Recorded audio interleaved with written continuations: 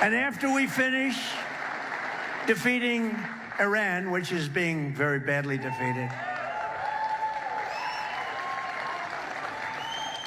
pretty soon I'll be declaring the Hormuz Strait a territory of the United States. አሁን ላይ እንግዲህ በሁለቱ ሀገራት መካከል ምንም አይነት ተስፋ ሰጪ የሆነ ነገር እየታየ አይደለም። ሮብ ዕለት አንድ የኢራን ኦፊሻል በሁለቱ ሀገራት መካከል ጦርነቱን ሊያስቆም የሚችል ምንም አይነት ድርድር እየተደረገ እንዳልሆነ ተናግሯል።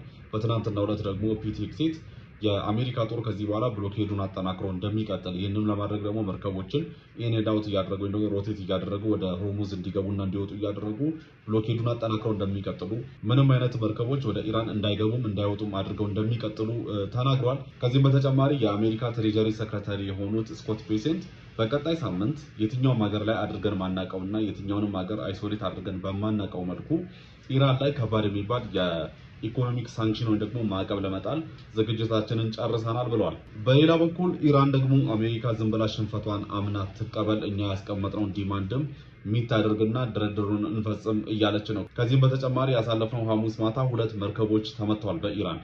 እነዚህ መርከቦች የዩናይትድ አረብ ኤሚሬት መርከቦች ሲሆኑ ታዲያ እንግዲህ ለዚህም ድርጊት ዩናይትድ አረብ ኤሚሬት ኢራንን ኮንናለች። እንደተለመደው በዚህ ጉዳይ ላይ አዳዲስ መረጃዎች ሲኖሩ መጥቼ የማሳውቃችሁ ይሆናል። በሁሉም ሶሻል ሚዲያ ላይ የምትከታተሉኝ ሰዎች በተቻላችሁ መጠን ኢንጌጅ ማድረግ እንዳትረሱ።